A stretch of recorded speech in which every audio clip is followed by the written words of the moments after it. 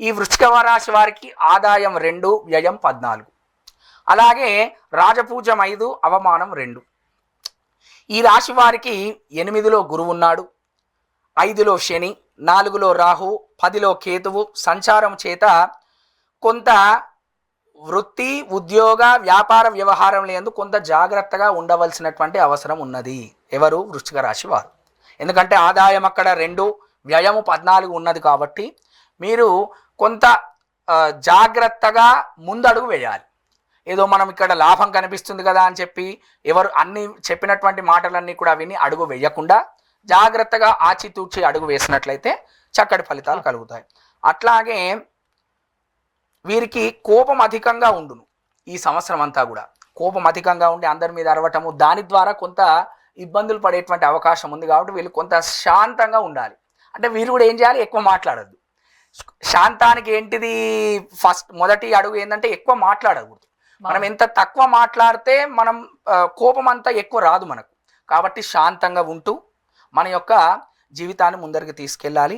కొంత శత్రు బాధల వల్ల స్థానచలన సూచనలు ఉన్నాయి. అంటే ఇరుగు పొరుగు వారి ఇబ్బందుల వల్ల మీరు కొన్ని సంవత్సరాల నుంచి ఉన్నటువంటి ఇల్లులు మారటము చేయటం వంటివి మనకి ఇక్కడ వృశ్చిక రాశిలో కనిపిస్తూ ఉన్నాయి.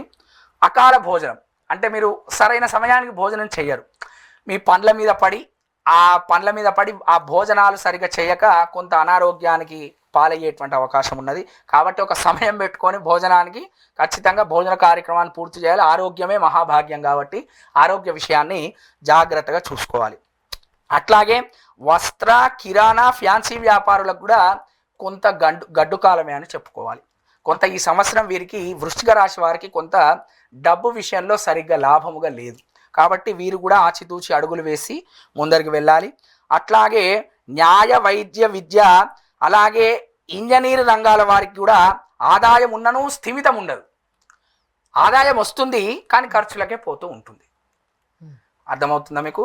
న్యాయవాదులకి, వైద్య వృత్తిలో ఉన్నటువంటి వారికి, ఇంజనీరింగ్ వృత్తి చేస్తున్నటువంటి వారికి ఆదాయం వస్తుంది చక్కగానే, కానీ స్థిమితం ఉండదు. రావటం ఖర్చు పెట్టడం ఈ విధంగా ఉంటుంది. కాబట్టి వీళ్ళు ఈఎంఐస్ ఎంత తక్కువ చేసుకుంటే అంత మంచిది. ఎందుకంటే ఇట్లా పోవడం ఎందుకు అవుతుంది అంటే చాలా వరకు నేను కూడా చూస్తూ ఉన్నాను. ఈ కాలంలో ₹1,00,000 వీళ్ళ సంపాదన ఉంటే ₹1,50,000 పెట్టుకోవడము, దాని ద్వారా అప్పులు చేయడము, ఈ ఉన్నటువంటి ఆదాయాన్ని కూడా పోగొట్టుకోవడం లాంటివి చేస్తున్నారు. కాబట్టి ఆచిచూచి అవి కొనుక్కొని ఎంత కావాలో అంతవరకే మనం కావాల్సినట్టు ఏవి ఖచ్చితమైనటువంటి అవసరములు ఉన్నాయో వాటి వరకే ఖర్చు పెట్టుకొని మిగతాయి విడిచిపెట్టి ఈ సంవత్సరం వృశ్చిక రాశి వారు చేయాల్సినటువంటిది వీరు కూడా సుందరాకాండ పారాయణం చేయాలండి. వీరు కూడా సుందరాకాండ పారాయణము ఒక 11 సార్లు బ్రాహ్మణుడితో చేయించడం, లేదా వీళ్ళు ఇంట్లో ఉన్నప్పుడు వీళ్ళు కూడా పారాయణం చేసినట్లయితే ఆ చిన్న చితక దోషాలు ఏమి ఉండవు.